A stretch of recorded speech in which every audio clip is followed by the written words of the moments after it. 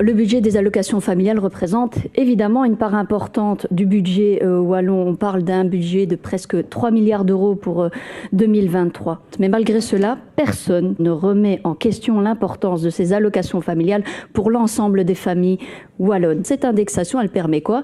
De faire face quelque peu à l'augmentation des coûts. C'est les coûts de quoi? C'est le tarif pour entrer à la piscine, c'est le coût du transport pour une sortie, c'est évidemment le coût de la cantine scolaire, c'est aussi le coût des denrées alimentaires lorsqu'on prépare les pique-niques de ses enfants.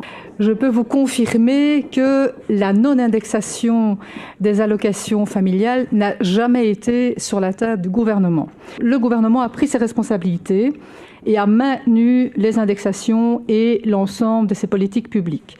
Il n'y a pas non plus de problème de paiement des allocations puisque le gouvernement a pris ses responsabilités tout en assumant sa trajectoire budgétaire. Il a effectivement pris des décisions en matière d'économie qui lui permettent de mettre des moyens à la disposition des entreprises et des citoyens par rapport à la crise. Moi, ce que j'ai entendu, c'est que le gouvernement a pris ses responsabilités et que la réponse, elle était assez claire, c'est-à-dire que les allocations familiales sont bien indexées. Et donc, il faut arrêter de faire peur aux gens, il faut arrêter de faire peur aux familles qui se demandent si demain, ils vont avoir assez pour boucler ce budget qui est déjà assez compliqué comme ça. Je trouve que franchement, ça suffit. Arrêtez de jeter de l'huile sur le feu, ça suffit.